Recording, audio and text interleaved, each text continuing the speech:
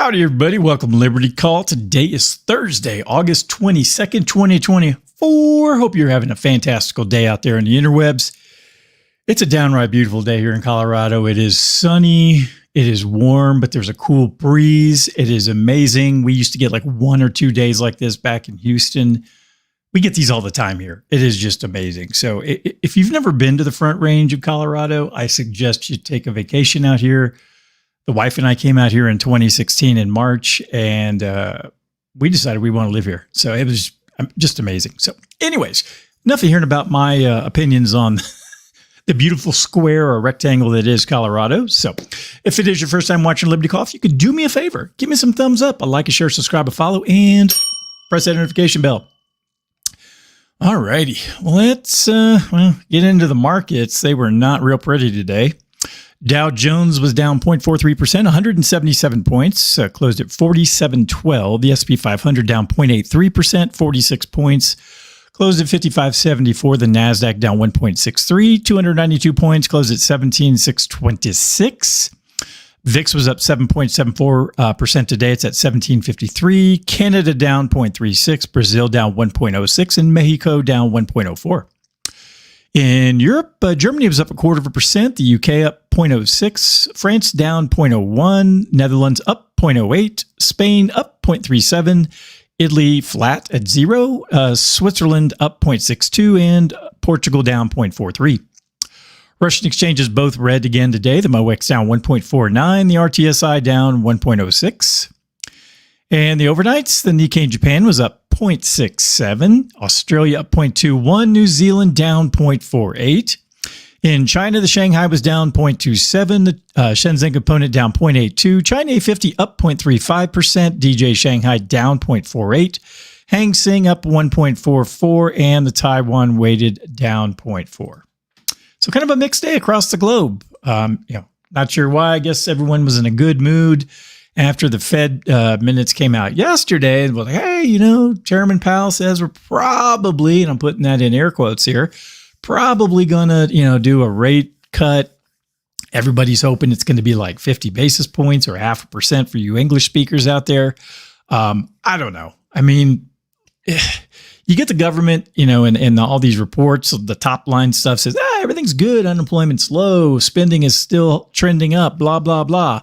But then you dig down into the more granular type stuff, under the surface, and a lot of these, production indexes and manufacturing indexes, a lot of those have been in contraction for a year more. So, on the surface, things look okay, but, you look, you stick a microscope inside the body and it's like, man, there's cancer everywhere and this person's a mess. All right, let's get to the market recap, see what happened there. U.S. stocks reversed gains as weaker economic data stokes some jitters.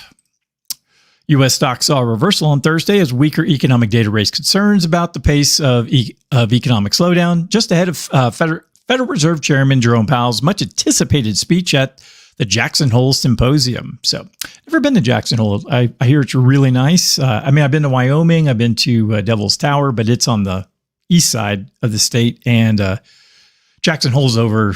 I think it's near Utah, so it's right on the edge. All right, labor market and manufacturing concerns. Data revealed a rise in jobless claims, with new applicants for unemployment benefits increasing by 4,000 to a seasonally adjusted 232. This added to fears of a cooling U.S. labor market, particularly following a significant payroll revision. And we covered that yesterday. The U.S. economy was found to have created 818,000 fewer jobs than originally reported in the year through March of 2024, marking the largest revision since 2009. Manufacturing also fell more than expected, further exacerbating concerns about the economy's health. And there was a funny little clip. I don't know if it was from yesterday or the day before. It was someone at the DNC, and the reporter was asking one of the labor secretaries or someone who should know this stuff. And they're like, well, what do you say about these massive, or Trump mentioned the massive revision down on the jobs numbers. And the lady's like, I don't know what you're talking about. Trump lies. It's like, okay, well, he's a politician. They all lie. But it's like, this came from the Bureau of Labor Statistics. She's like, I don't know what you're talking about. It's like, really?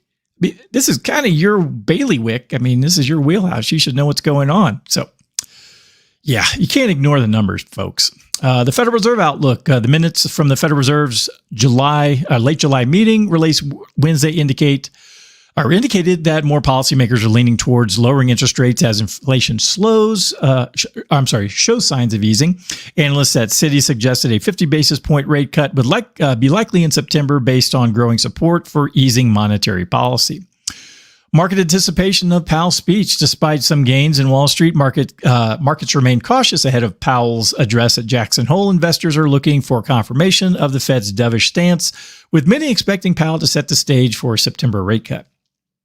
Corporate earning highlights. Peloton Interactive surged 34% after reporting its first sales growth in 9 quarters, signaling progress in its turnaround efforts. So, yeah, Peloton was doing great at the beginning of the whole COVID nonsense because everybody was stuck at home. They needed a way to exercise. And I mean, their numbers went through the roof because of that. Unfortunately, I think they were, people who were buying their stock were like, hey, this is going to continue forever. It's like, well, you can only buy so many of those bikes. I mean, we got one here at the house. We've had, since well before the pandemic.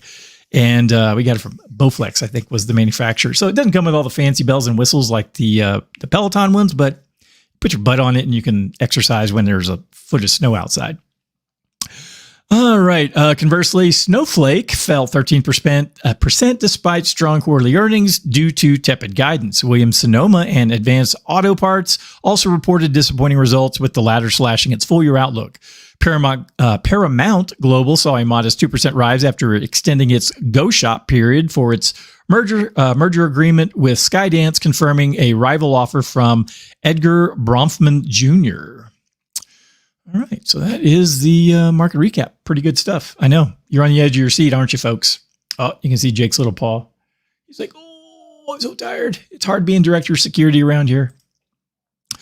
All right, July existing home sales report. This comes to us via First Trust. Mr. Bryce Gill, economist, is who put this one together. So let's see what he had to say. In July, existing home sales in the U.S. rose for the first time in 5 months, marking a modest 1.3% increase. However, sales remain near the slowest pace since the aftermath of the 2008 financial crisis, reflecting ongoing challenges in the housing market. The market continues to struggle with affordability issues driven by relatively high mortgage rates. I wouldn't say that, more like medium. Compared to recent history, although 30-year fixed mortgage rates have decreased by about 70 basis points in recent months in anticipation of the Federal Reserve rate cuts expected in September, many potential buyers are still waiting for actual rate reductions before making a purchase. Home prices are also rising, with the median price of an existing home up 4.2% from a year ago. This increase, coupled with higher mortgage rates since the Fed began its tightening cycle in March of 22, has led to a 40% increase in monthly payments on a new 30-year mortgage for the median existing home. While the housing market may eventually adjust to these higher prices, I think there's probably going to be some retraction in home prices. Volatility in financing remains a concern. Notably, the high-end market is showing signs of adaptation, with sales of homes priced at $1 million or more rising 26.5% over the past year. However, the broader market is constrained by the mortgage lock-in phenomenon, where existing homeowners are reluctant to sell after securing such low rates before 2022. This has limited inventory, although there has been some progress with a 19.8% increase in inventories over the past year. In other economic news, the Kansas City Fed Manufacturing Index improved to a -3 in August, indicating continued weakness, but an improvement from July's -13. Additionally, jobless claims rose slightly, suggesting moderate job growth in August. Good stuff. Good stuff. Yeah, I mean, the whole housing thing, I mean, I know it sounds like I'm crapping all over people who are bitching and moaning about it, but 20 years ago, these were just normal rates. Most people would be happy to get a 5 to 7% rate on their mortgage.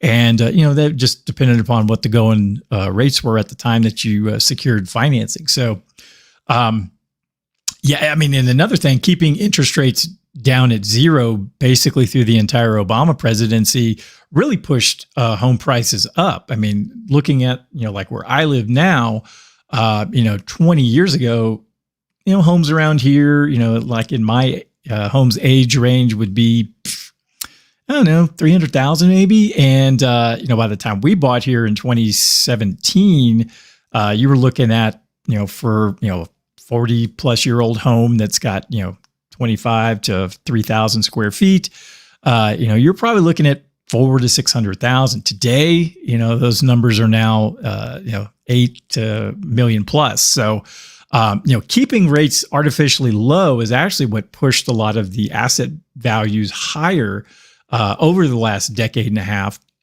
And, then, the Mike Tyson punch to the face was the 40% increase in the money supply. And that just got you right in the gut.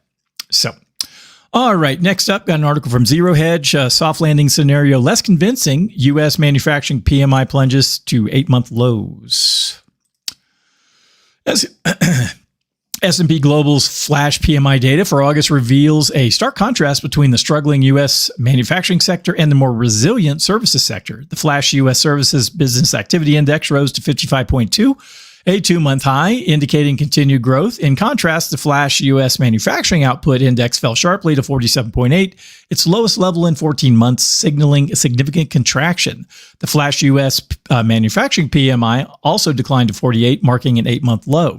The divergence suggests that while overall economy shows solid growth, particularly in services, the manufacturing sector is experiencing a downturn. Chris Williamson, chief business economist at S&P Global Market Intelligence, notes that the robust GDP growth expected in the third quarter, projected to exceed 2% annualized, may ease near-term recession fears. However, the dependency on the services sector, declining manufacturing orders, and persistent input cost inflation create a complicated policy landscape. Williamson highlights that despite the normalization of inflation, the imbalances between sectors put the economy at risk of slowing down. The divergence between manufacturing and services, reminiscent of previous economic cycles, raises concerns about the sustainability of the current economic growth. Not good, not good. And one last article, also from Zero Hedge, going back to our talk about the housing market, who wins and who loses when the housing bubble pops. So, and that's kind of why I feel like we're probably going to see some sort of a retracement in asset prices of real estate. I think commercial will probably take it the worst, residential, depending upon the markets. And, if people decide, hey, I don't want to live in, Houston or Dallas or any of the big blue cities. I know Houston's somewhat red, but, it's a blue. Most cities over 1 million people are blue, unfortunately, because you got all the people on welfare and people who want handouts in those communities, and they vote a certain way. All right. This was written by Charles Hugh Smith of UpToMindsblog.com. All right. Mr. Smith, in his article, argues that the current U.S. housing bubble is on the verge of a significant deflation, potentially declining by 50%. He asserts that all bubbles eventually burst, despite widespread beliefs that the housing market is immune due to factors like limited supply and constant demand. Smith emphasizes that housing bubbles are largely driven by speculation and credit expansion, which inflates asset prices beyond their real economic value. He highlights that the top 10% of wealth holders in the U.S. own disproportionate shares of real estate, including second homes and vacation rentals, contributing to house hoarding. The concentration of real estate wealth, particularly among older generations, exacerbates the bubble, making it more vulnerable to a collapse. Yeah, when those baby boomers start really dropping off at a much faster rate, there's going to be lots of houses available, folks. Smith contends that when the credit bubble supporting the housing market pops, the inflated asset prices will deflate, impacting those who relied on the bubble's continuation for wealth. Younger generations who have been largely priced out of the market stand to benefit from the decline in housing prices, while older generations who have accumulated real estate wealth will face significant losses.